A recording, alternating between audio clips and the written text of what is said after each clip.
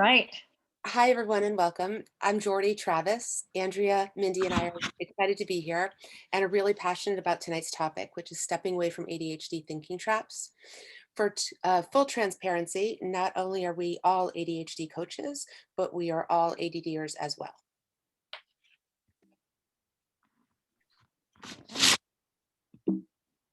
Oh boy.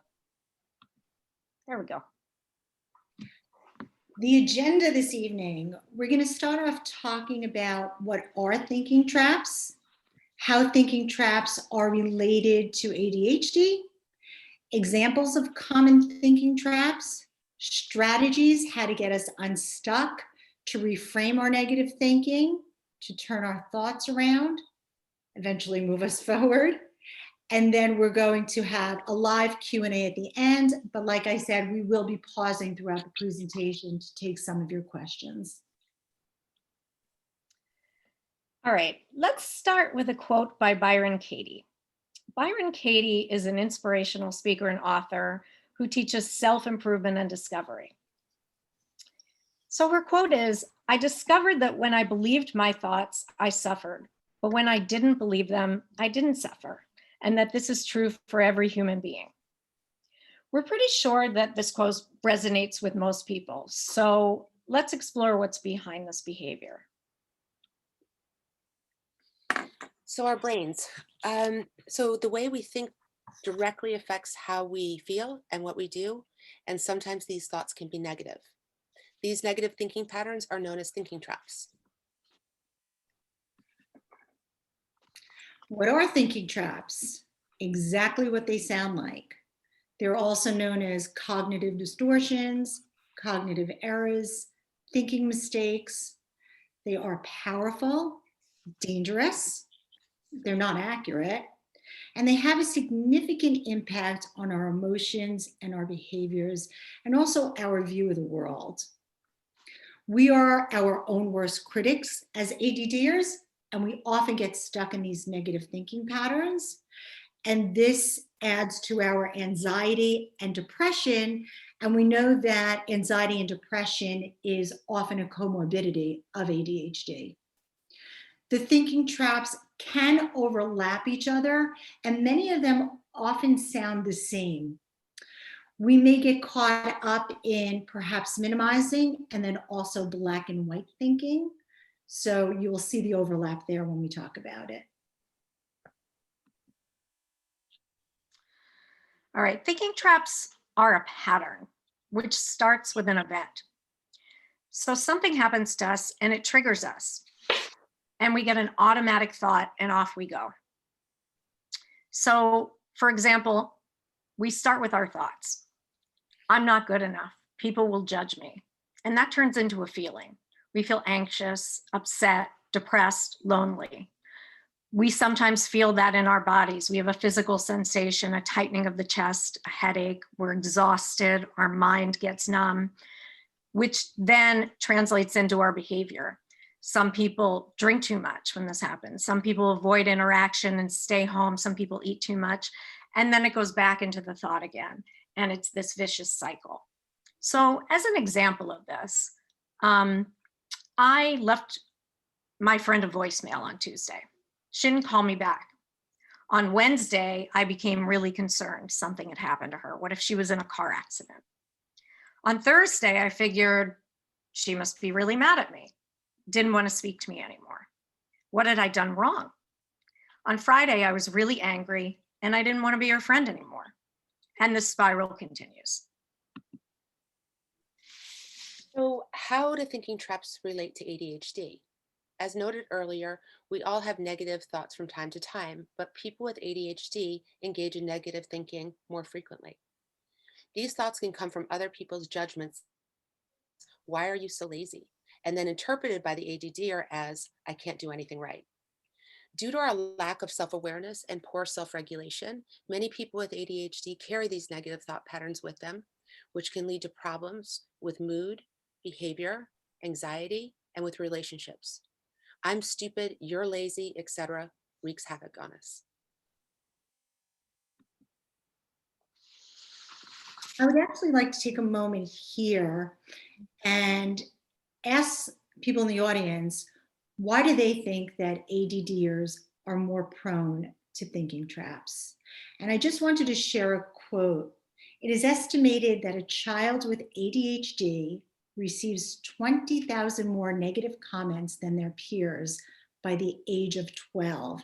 I've also heard this by the age of 10. So let's think about, what does this do for their self-esteem, their social emotional behaviors? And perhaps you could just put in the chat some of your thoughts and we can open it up for a discussion.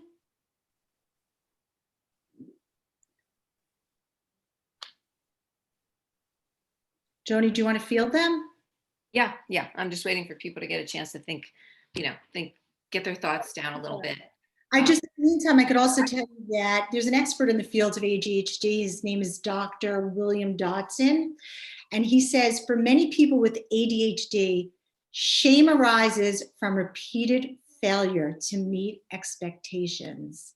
So these expectations are set by teachers, by family members, at work by their bosses. So I'm giving you a little bit of a cheat sheet there. Can you read that again, please? Sure. I'm sorry, ask the question again, please. The question is, why do you think that ADDers are more prone to thinking traps? Why is their self-esteem and their social emotional behaviors affected by this? Well, I can add something what people are thinking, and that is just watching my son in the classroom. I saw expectations that the teachers had of him that he wasn't able to meet. And as a result, he was told, he was doing it wrong, and his name was called over and over and over again. And his name started getting called out by students over and over and over again. So until, so the message he was getting was, I'm wrong. I can't do this right. There's something wrong with me. Everyone else can do this but me. And also he's getting the message, I don't want to be in the spotlight. Mm-hmm. Yeah. I want to kind of hide. Yeah. It produces a lot of shame. Yeah, absolutely. Craig says there's faster processing, but we don't want to, we don't stop to think. It's going so fast. We don't stop to think about what we are running through the processor, our brain. Jane said that stinks. Sorry to hear about that. It's so important to be careful with our words and our labels. Absolutely true. Our words carry so much power. Liz said, I think once something happens, a mistake or just an error, our emotions derail shame and that we can't do it, etc. It kind of takes on a life of its own. Cami says an external comment becomes an internal message that gets repeated over and over and over again in the ADDer's brain. Absolutely. And Jody says the more you hear negative comments, the more you start to think and believe them. Yeah. And Rachel talks about impulsivity and how that the kids can't control their behaviors necessarily and are given the message they're bad as a result of it. And I'll say, just to add to that, the verbal and nonverbal cues that we get. So a lot of it is overt and verbal, but a lot of it is more covert and, a dirty look from a teacher or, some nonverbal cues that we interpret as well. Yeah. Rachel said impulsive RDS. Rachel, what is RDS? Rejection sensitivity. We'll Yes, talk I was about going that to say I might have the wrong letter. RSD. Yeah, we'll talk RSD. about that. We're Okay, going to talk about that. thank you. Mhm. All right. Moving on. Let's take a look at the brain and how it's different when you have ADHD. In a neurotypical brain, the prefrontal cortex is similar to a security checkpoint. So not every stimulation or trigger gets through. In the ADHD brain, however, this checkpoint is weak and it permits thoughts and emotions to stampede past that security gate and wreak havoc on us. And then we get stuck in the thinking trap spiral. It's like a tornado that we can't get out of. We react to minor problems and annoyances as if they were DEFCON level 1 threats. This spiral throws us into panic mode. We get super, super stressed out. We lose sight of the big picture, which often results in decisions and or actions we later regret. This is the tornado that we get stuck in.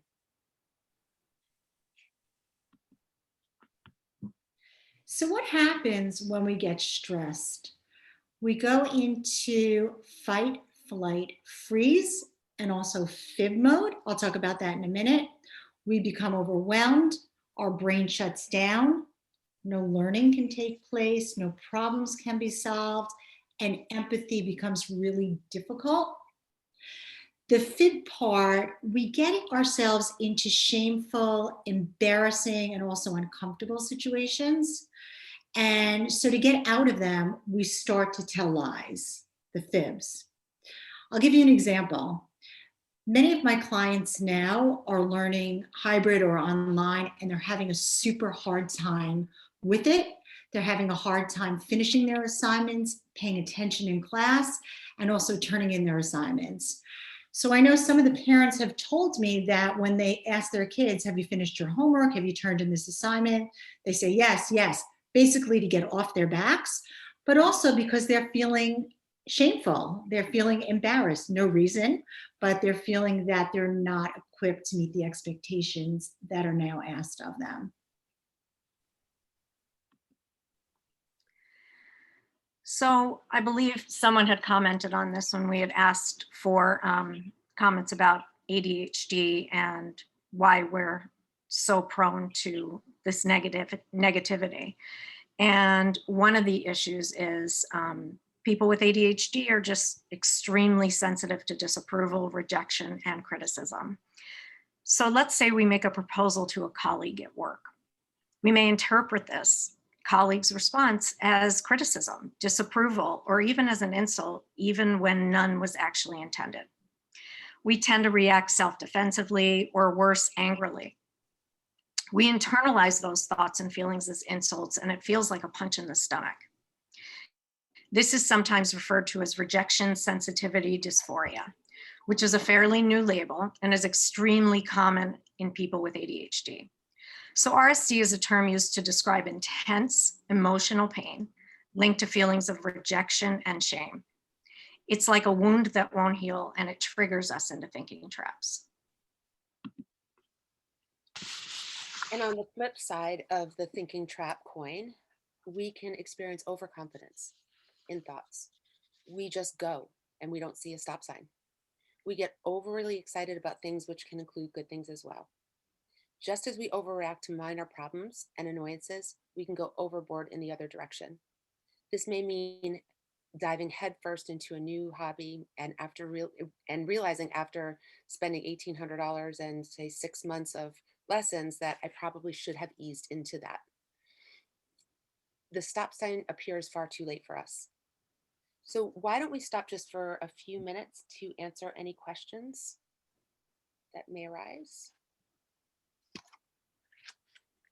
If you want to put your questions in the chat, I can read them off for you. Here's a question. How do we know when it's a thinking trap and when it's just accurate? Can't negative thoughts be true? Sure. Well, I think that we're going to talk about that after, but I think the most important thing is to look at the thought and say, where is the evidence? What does the evidence tell me? Is it accurate? And Mindy's going to talk about Byron Katie, excuse me. And she talks a lot about how we're going to reframe that thought to see if it is true. And to add to that, for just a little addition to what you just said, Andrea, I think negative thoughts and thinking patterns are very different. So a negative thought may not be harmful or hurtful to you and to your relationships and to mood and all the things that we just discussed. But when it becomes a pattern versus a thought, that's really what we're talking about here. So the thinking traps are more patterns than just an isolated negative thought. Good point. Anything else in the chat? Nope, not right now. Okay, I just have to say that I was thinking about this slide, the common thinking traps, and I was thinking about how I got into such negative thinking with it, because when I was making the slide, I was trying to get all the topics coming in and out at different times. I must have spent about an hour and a half, and I was just like, you're never going to be able to do this. Don't even bother with it. Forget it. I probably could have done it if I didn't get myself so emotionally dysregulated. So I'm just going to read them off to you. Sorry, it's not fancy. But some of the common thinking traps that we'll talk about tonight and also give examples of: black and white thinking, emotional reasoning, overgeneralization, the shoulds and the should nots, labeling, fortune telling, mind reading, catastrophizing, minimizing and maximizing, perfectionism, and personalization. Let's start with black and white thinking. Black and white thinking is a really common thinking trap. It can be referred to as all or nothing thinking as well. We see things in only two categories, either good or bad. There are no shades of gray in black and white thinking. This trap makes you think that if something is not all of what you want, then it's none of what you want. This type of perfectionistic thinking may translate to you must perform well on everything you do or you've totally failed. An example of this would be, if I don't get into an Ivy League, then I'm not going to any college at all. And emotional reasoning is believing that because you feel something, it must be true, even when there is no evidence to back the facts up. No evidence or facts to back up that thought or feeling. An example of this is, if I feel stupid and feel I'm boring people, then I must be stupid and boring.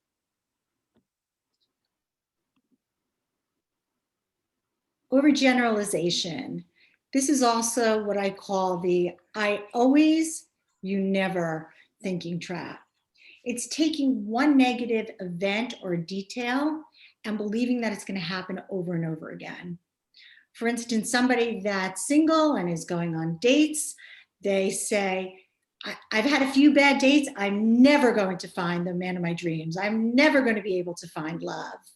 Or for students, if they get perhaps an F on a test, they are saying, I am never going to pass school. I am never going to do well again. So it's that always or that never thinking. Hang on. There we go. Should statements. This is when you tell yourself that you should or you must feel and behave a certain way. The problem is, this is not how you actually feel or behave. So the result of this behavior is that you're constantly disappointed in yourself and with all the others around you. The should sets us up for failure over and over again. An example of this thinking is, I should get an A in all my classes, or I should be exercising and eating well every day. The labeling is, if you put a negative label on yourself or someone else, you're not able to see the real person behind that label. When we lock into a label like this, our perception becomes so skewed and rigid, there is no way to see clearly. We are far too complex to be summed up in single words like, I'm stupid, or you're a loser.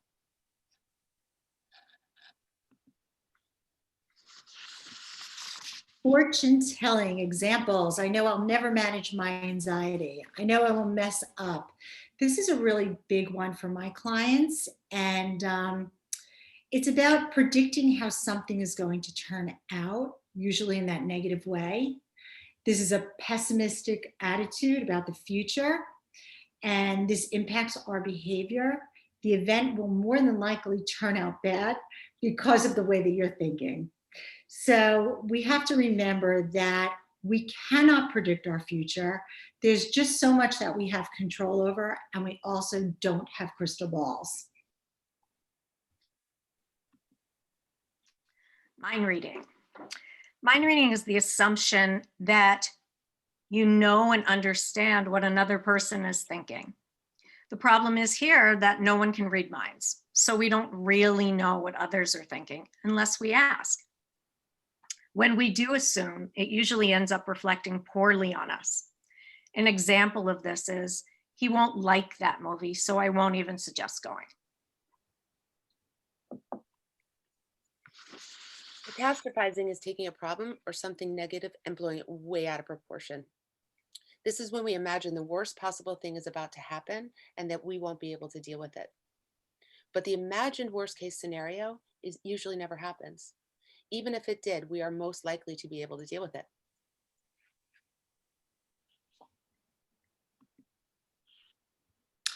Minimizing is taking something positive in your life and diminishing it so it seems like it doesn't count. Minimizing discounts any evidence against our positive views of ourselves. So an example might be a high school baseball player. He hits a grand slam in the first inning, and then he strikes out at the end of the game. When people are coming up to him and saying, awesome grand slam, great game, all he can focus on is the fact that he struck out. So they can't hear the compliments. Personalization. This happens when you make things about you when they are just not. This includes blaming yourself for what is beyond your control and also taking things personally when they're not intended to be.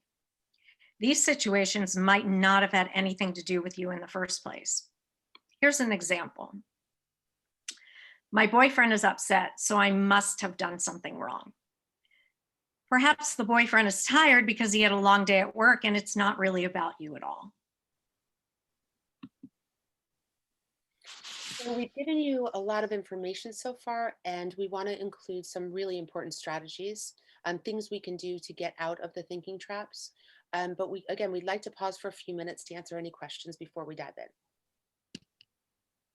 If anyone wants to put questions in the chat, I'd be happy to read them. Rachel, I see that you spoke about positive also not being a good thing. Can you just tell us a little more about what your thought is on that? It was on not minimizing, the one before that. The one that mostly you guys are talking about, a negative thought. Fortune telling, I think. Uh-huh. Could that also be like if it's a positive thought but it's not realistic? Like if something you think is gonna happen that really is a rare chance, and going with that and then being like unprepared or like for me, I know, like I don't even know if this is one of them, but I know for me, like I get really excited about something and usually I'm like future tripping or whatever, and like I go like 10 steps later. Like if I go to a job interview, like I'm thinking about a promotion for the job that I don't even have yet because I just went to the interview, and like and then when it doesn't happen the way I want, then I'm off, like a really big high emotionally and then like a really big low. But like, is that something that would also might be good to look out for? Like if something's not realistic and it's too positive, like it's positive future telling also? I think that was sort of the flip side of the thinking trap coin. That is exactly what you're describing. So we can go in the negative direction, but we can also get overly positive in something and not see the stop sign and not know to slow down, not stop to sort of question Or it. like just being unrealistic and like, oh, it's Yeah, okay, and it's like not. Yeah. absolutely. Absolutely. And But fantasy versus reality. Yeah. And again, I might say, what is the evidence? Where is the evidence? Let's look for it. What about like future tripping? That should be one too. Well, I think I've only been using it recently, but it's basically like when you're at not the right stage in that situation and like you think about it and you obsess over it and like you might make decisions based off something that might not even happen yet. I think it's the same thing that Andrew is saying is go to the evidence. What evidence supports that thought? So did somebody leave you a voicemail and say, okay, we're in second rounds for a job interview? So that would be evidence to be probably a little excited about it. So I would always go back to the evidence. Or It's like almost maybe after the trip we'll do this, but like that's not necessarily going to happen yet. So don't make plans around that. Maybe after, because it might not happen yet. I Or see at it all. almost as the opposite of catastrophizing as well. Yeah. Catastrophizing, you almost see everything negative that's going to happen. Mm. And if you look on the other side of that, if you're looking at all the positives, like, oh, this could happen, then that could happen, then that could happen, and you could just get caught again in that tornado and you're just spinning. So along the same lines, Liz has a question. She says, I haven't been diagnosed with ADD, but my daughter has, and I know I must have ADD as well. I find myself overthinking why. How can I stop this? I keep thinking about the future and I don't live in the present. And Ellen brought up the good point. That brings us the idea of being in the present moment. Sure. And we are going to talk about mindfulness, meditation, and some other strategies. But how can I stop this? Excuse me, I just wanted to find myself over. Oh, the overthinking. Yes, it is part of ADHD, ADD. It's that cognitive hyperactivity, and also that overthinking piece is definitely affiliated with the ADHD. And something else to point out is that when you have ADHD, your brain moves so much more quickly. So if a neurotypical brain is thinking a negative thought and is obsessing on it, a brain with ADHD is obsessing on it that many more times in 1 minute and 1 hour and 1 day. So Yoon shared with us that her 13-year-old daughter has had anxiety and depression for 2 years now, and she was recently diagnosed with ADHD. And she was surprised how thinking traps are similar between ADHD and the anxiety / depression. They are. I think the thinking much exacerbates depression and or anxiety. And there's so much comorbid stuff that goes along with ADHD. And I would say in my practice, just my practice alone, I don't have and have really not seen a clear just ADHD. There's usually something else that goes with it. I agree with you. I do as well. I find too that many of my clients, their obsessive thinking doesn't just happen when they're awake. It will wake them up in the middle of the night and then keep them awake. Sure. So we're working on it even as we're sleeping, and it disturbs our whole system. And the other piece is ADDers tend to live in our heads. So when we were in our training years ago, I remember somebody saying you could cut our bodies off from our head and most of us wouldn't even know it. So part of it is that we just live in our heads so much, and getting out of that is important, which we will touch on. Any other questions? Or are we free to move on? No more questions. Okay. Here we go. So the pause, the power of the pause, which is huge for ADDers. It allows you to respond rather than to react, to keep your calm. It grants you space to make choice rather than to act on your impulsivity, which we know many ADDers have. At the beginning, pausing feels awkward, but once we start to strengthen that muscle and get it stronger, we can then recognize the thinking traps and have the ability to stop ourselves from going into that spiral. Something that might help as well would be to focus on your breathing, and there are many deep breathing exercises out there. So we need to pause, deep breathe, calm our system. And I also wanted to bring up, in addition to the pause, I often use a visualization of a stop sign, and STOP is the acronym. S, stop in your tracks.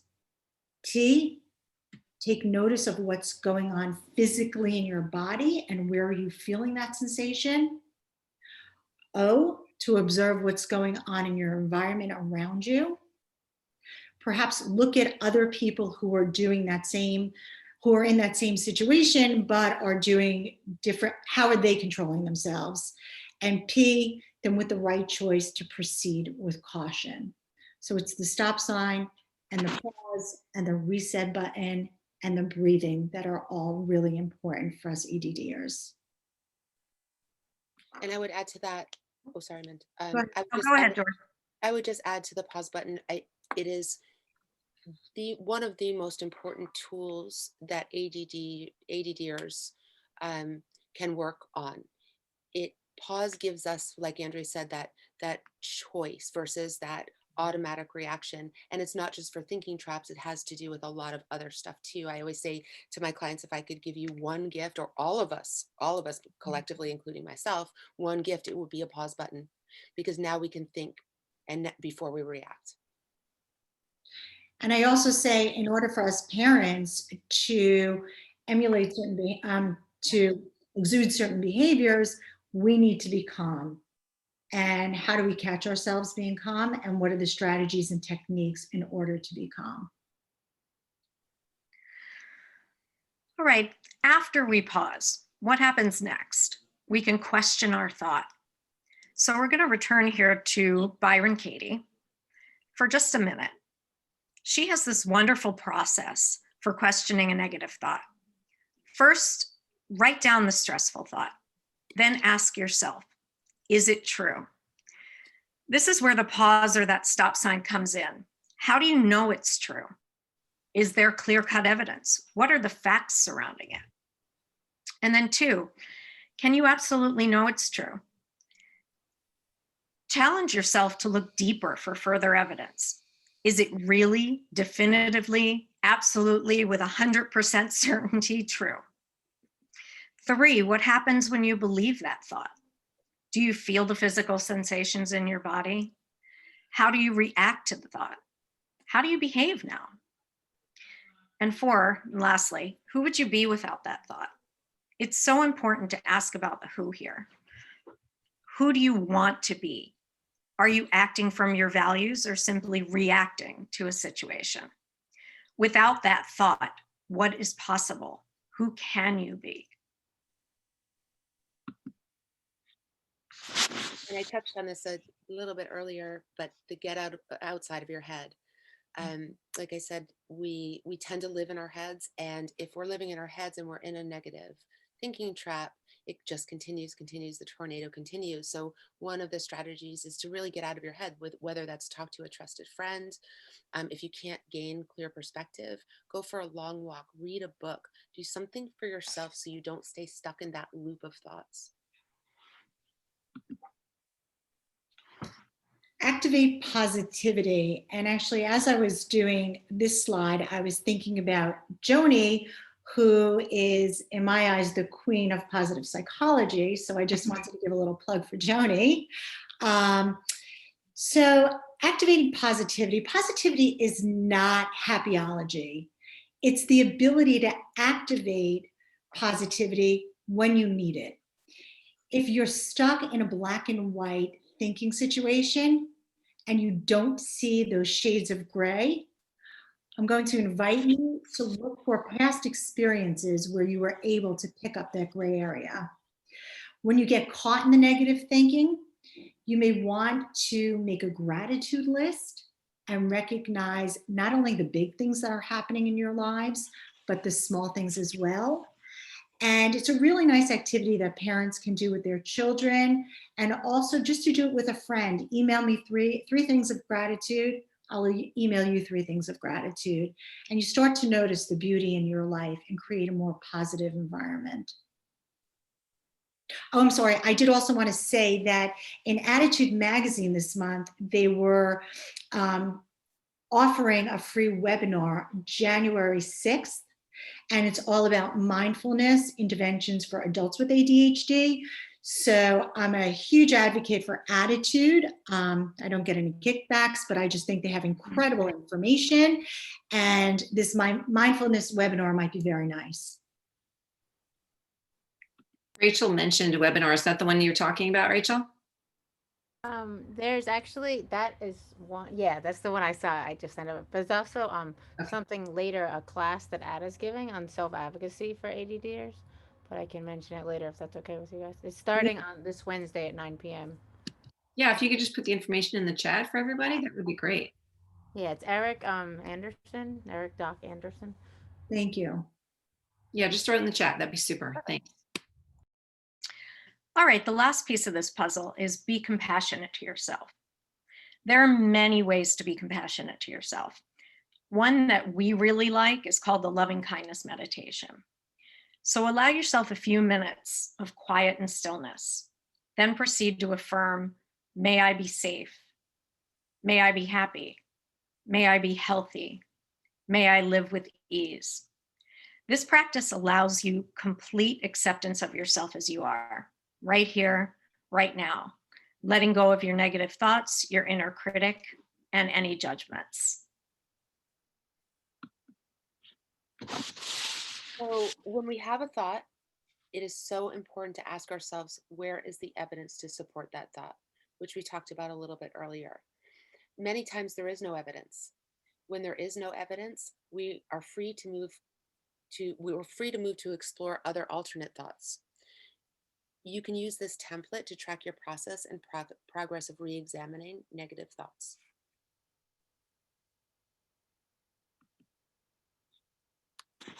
So how can we help ourselves and others to reframe?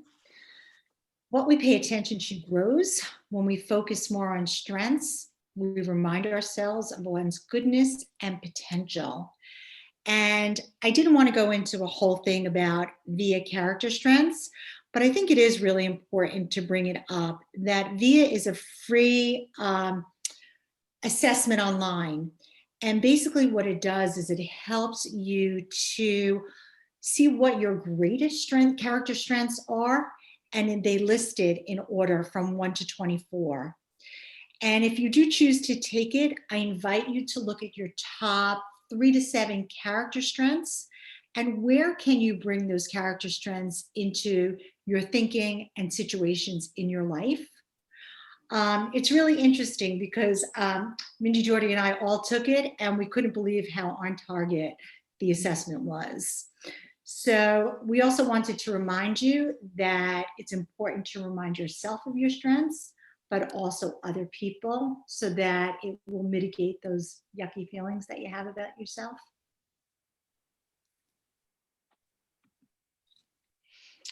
Alrighty, back to our good friend Byron Katie. At the beginning, we read, I discovered that when I believed my thoughts, I suffered. But when I didn't believe them, I didn't suffer. And that this is true for every human being. And now we add to that, freedom is as simple as that. All the suffering that goes on inside our minds is not reality. It's just a story we torture ourselves with. We love that Byron Katie says freedom is simple. However, we all know that it's not easy. Freedom, according to this quote, is when we get to a place where these thinking traps are not ruling our lives. So which thinking trap or thinking traps do you often find yourself stuck in? And are you ready to reframe it? Please write down any comments or thoughts that you have that come to mind.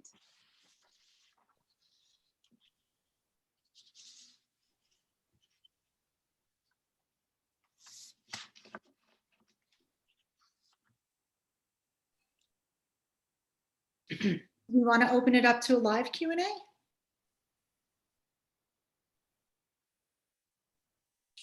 Up to you guys. Sure. I'm okay with it. Okay, I think it'll just be more interactive. Sure. So, being that I can hardly see anybody, I have a thinking trap. So instead of thinking, I'm trying to do something, and instead of thinking, why me? Why should I be able to do this? Reframing that's thinking trap, right? Reframing it as, why not me? Mm-hmm. Why shouldn't I be able to do this? Mm-hmm. And just flipping it and realizing that either one of those things could be true. We just, Correct. choose one that benefits us. Mm-hmm. Joni, you also have a great line that it just reminded me. You always say, like, being that ADDers have weaker executive functions, maybe we haven't gotten there yet. So instead of putting ourselves down all the time, but just to say, I haven't yet developed that skill yet. Yeah, absolutely. Whatever sentence you're running through your head, just throw yet at the end of the sentence and it completely changes it. If we're talking about what's that? And focusing on, like Andrew said, your strengths, focusing on what you can do versus what we can't do. You were so we're so hardwired to say, I can't, I am this, I am that. And none of that's really helpful or positive. And kind of stepping back away from what we're not great at, because everybody has stuff they're not great at. Instead of focusing solely on that, also focusing on what we are good at. And it's also the who would we be without that thought? The Yeah. possibilities there. What are the possibilities for us if we reframe that thought? What opens up? I know Ellen has a great background in mindfulness, and I think she could talk to being in the present moment and how important it is to be in that moment when we're trying to reframe our thinking and turning toward positives. If Ellen, you would like to say a word or two, feel free. She's muted. Can't hear you. Oh, she's muted. Somebody needs to unmute her. Hang on. Jane, would you like to share? Yeah, She's unmuted. I do. So, Jane, did you want to say something? You can continue with your thought. I'll come back. Okay. Actually, mindfulness is about being in the present moment and learning about the mind and stepping back from the mind so that you can see some of the thinking traps, and so that there's the ability to step back from the story and see it as a story. But it takes practice. It's like building a muscle, and to build the mindfulness muscle, we can smell our food. We can slow down our eating. We can, when we're in the shower, feel the warm water on our backs.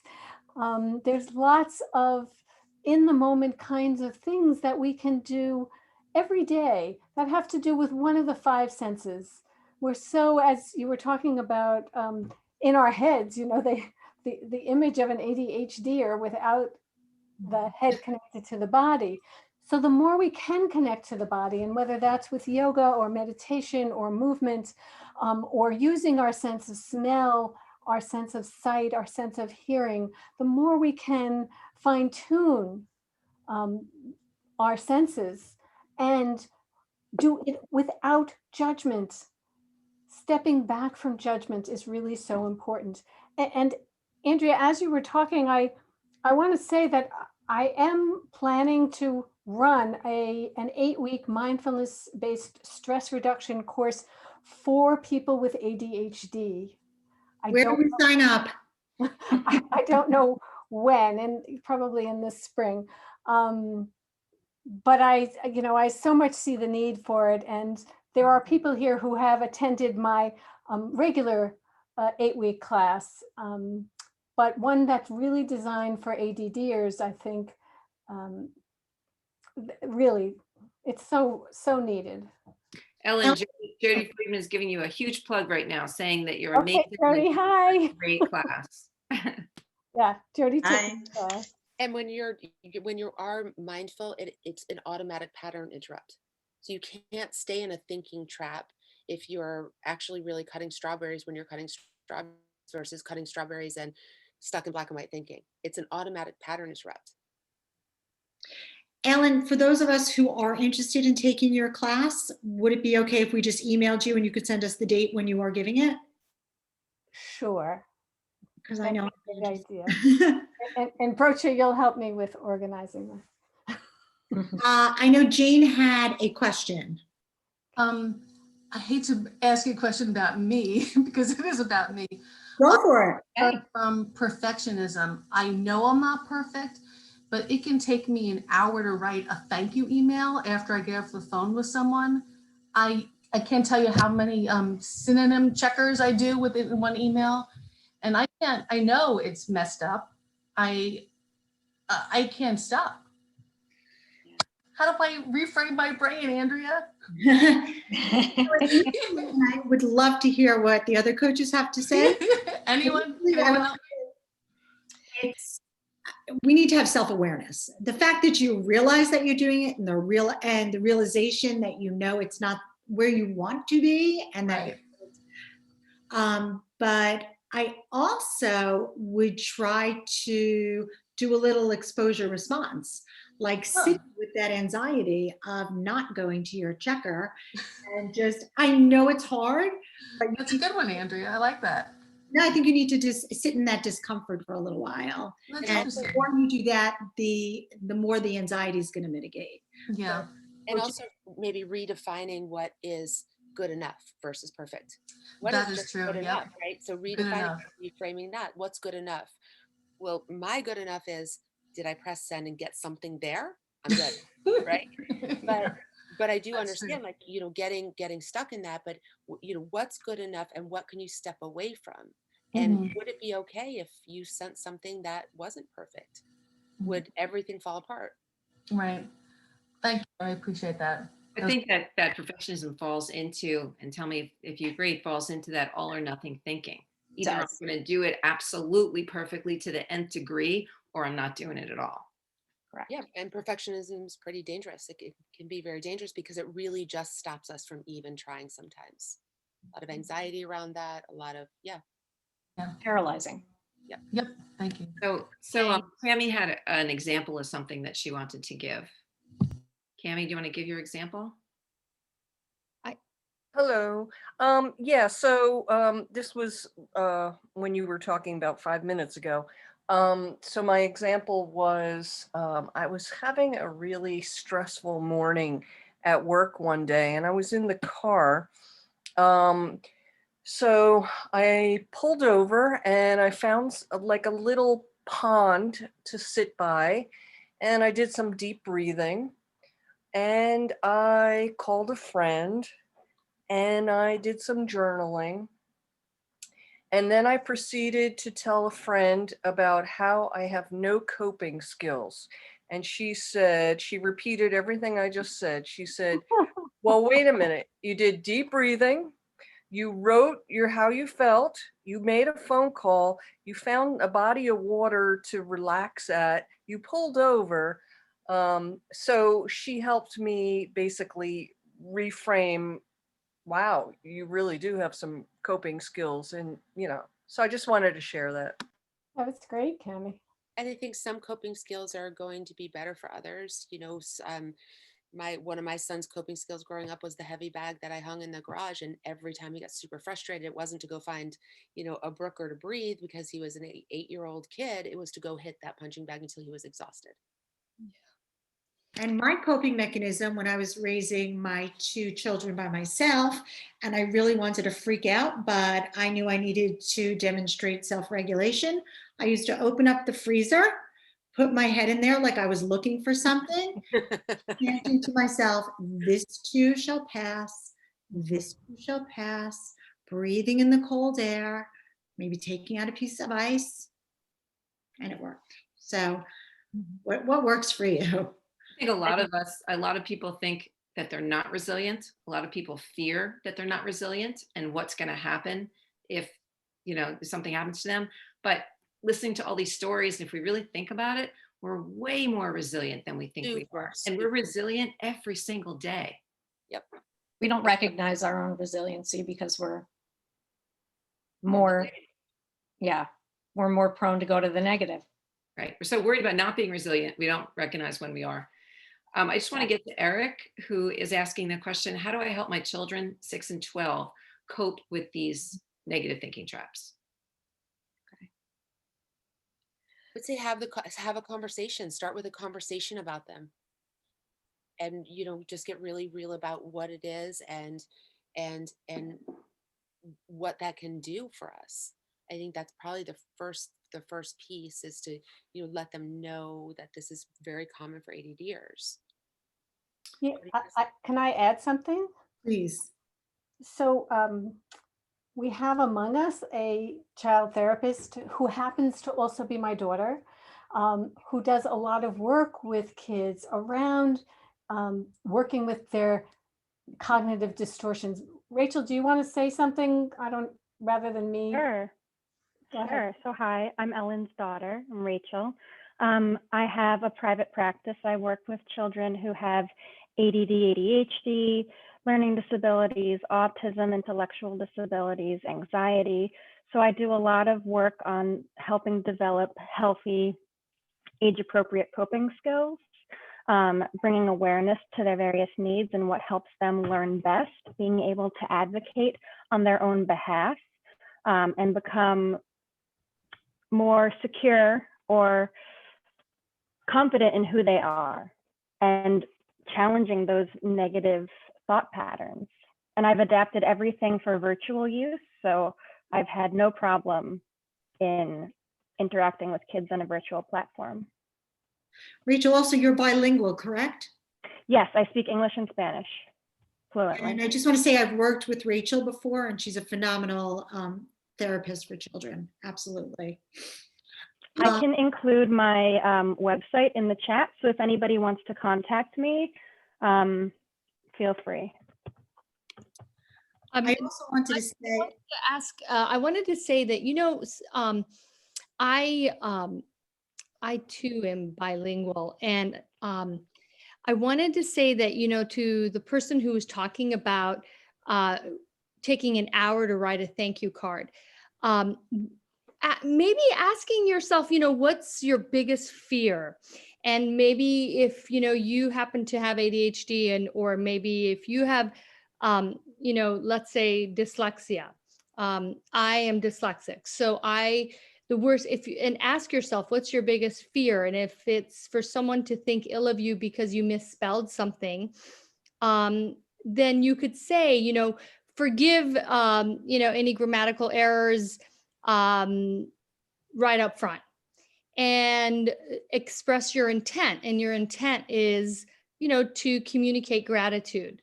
So maybe allowing yourself to give yourself that break up front gives you some room to breathe, so that you can just communicate your gratitude and your thoughts and not feel judged. So maybe not judging yourself and giving them the information so they don't judge you. So then if they do, it's out in the open. I also wanted to go back to the question about the 6 and the 12-year-old. I think, again, that self-awareness piece is super important, but also having the language around it. So I have, from the Child Mind Institute, a Thinking Traps poster. And if you put your email in the chat, I'm happy to send it to you. And I think I don't want to use the word dumb it down, but if you put it into that appropriate age level vocabulary, and they start learning that language, and they start learning what is a thinking trap, what are the different ones, and you go really slowly and be specific, then they can catch themselves, and then you could start teaching them the different strategies and tools to work with it. And I have a series of worksheets that I created based off of a YouTube series for kids on the spectrum and thinking traps, and recognizing the traps, and then coming up with alternatives. To piggyback on that, I think the scariest thing for kids is not to talk about things. It's having like the elephant in the room, and when no one's talking about it, that makes it really bad. They thought it was bad before, but now no one wants to talk about it, so it's really bad. So talking to your kids, like Andrea said and Rachel said, and getting out in the open and sharing your own experiences and talking about when, you know, you felt the exact same way, give it like a concrete example so they can relate to it. And in a sense, if they can't talk about it, you can talk about it for them. You can give them the words that they don't have yet. But talking about it is so important, because nothing is scarier for kids than not talking about it. And nothing makes it seem worse than not talking about it. And I just would like to piggyback on that, which is a lot of kids and adults with ADHD really don't have the language to express what they are feeling, what the emotional experience is. And so as parents, I think when we can model that and we can identify it for kids and help them to understand perhaps what's going on in their body as well as the emotion, that can be very useful as well. I agree with that. And I think sometimes for younger age groups, it starts with a sound, like a sound, whatever that sound, that feeling in your stomach, what's that sound to them? It's like, ugh. And then trying to find some language around what that sound is for them, because that's the gut feeling. Yeah, Jordy, it's really interesting you should say that, because I remember my ADDer used to say, oh, I feel like, oh, I feel like, Right. that's the only way he could describe it. That's his language, right? Yeah. So supporting that and saying, let's talk about that. Ugh. Yeah, absolutely. Rachel, you wanted to say something? I Rachel? want to ask Rachel a question. Me, Rachel, or the other? Oh, sorry, different Rachel. I was talking about Rachel. Ridgewood wanted to say something real quick. Go ahead, Rachel. I was brought up, like, I was diagnosed when I was a very young child. I look still like a kid, but I'm 41. And like my parents always gave me, I'm not really sure how, basically, but like they helped me build a really good self-esteem. And a lot of those like negative thinking that a lot of adult ADD has, I don't have, like the I'm stupid or that kind of thing. And I think it's because they like pushed up my self-esteem sometimes. But of course, my ADD brain turned it into like I'm good how I am, and like I don't have to change anything, and that caused other problems.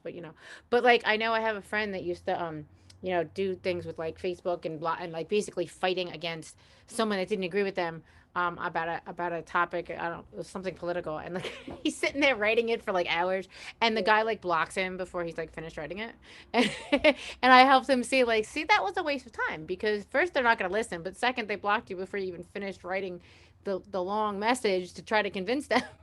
And I was like, wasn't that a lot of waste of time? And he's like, yeah, I see. I kind of get that now. Yes. That was a sort of funny story related to like writing long messages. So to piggyback on that and to go to your pause that you guys were talking about, what does a pause look like in reality? Like if you are, in the middle of an interaction because you're spinning out in your head and you're having your negativity bias and you're thinking you're being attacked or you're insulted and you're in the middle of an interaction with somebody, how do you pause then? Or if you're in the middle of an argument with your child and how do you pause then? I think ideally you want to pause before it gets to that, but I think you can pause at any moment. And I think that will probably look different for whatever situation that is. It could even just be putting yourself in a timeout and saying, you know what? I need a minute. I just need a second because I don't want to say something I'm going to regret. So can you give me a minute? And just excusing yourself and not in a rude way and not but just I need a little space here. And I think for the younger children to perhaps learn about like an emotion thermometer when they're blue and they're calm, and as they're feeling those sensations in their body, to recognize them and to kind of assess where they at. Are they going up towards the orange to the red? So there's a lot of activities that can be done, but it depends upon the ages. I just wanted to ask Rachel Feldman a quick question, because I know that you had a lot of virtual games that you had made, and were any of them around language, around the specific emotions of language? Yeah, like how do I feel, or how does this person feel, or what, is that what you're asking? Yes, because I know that you had, the games blew me away when I saw them, but I just wanted to ask if there were specific ones to emotions and language. Yeah, absolutely. I have a bunch of different sections on identifying emotions and the zones of regulation, which is a great framework that Leah Kuipers, I think her last name, Kuipers, came up with. She's a speech and language therapist. But yes, my games tailor to that as well. And I can create specific games for specific kids with specific needs, or to strengthen various skills that are lagging for them. Okay, thank you. I'm just wondering, did we want to take some takeaways from our session this evening? Because it looks like we're at the hour. You want to put them in the chat, I'd be happy to read them, or if you just want to raise your hand and say them, that would be fun as well.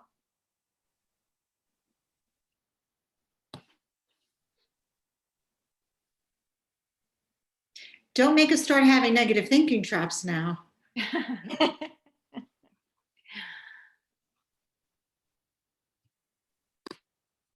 Well, you guys did such a wonderful job. Thank you so much. I loved how all of you had different inputs, and you took turns, and were very attentive to the different styles and approaches of people's challenges. Thank you.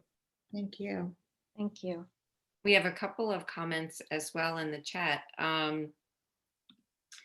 Jyoti, and I hope I'm pronouncing that right, said this was really great. Jody said, FYI, Tame the Red Beast video has been working very well for my 12-year-old son. Kami said she loves the loving kindness meditation. And Rachel from Ridgewood said it was a great lecture. Thank you. Francesca says thank you.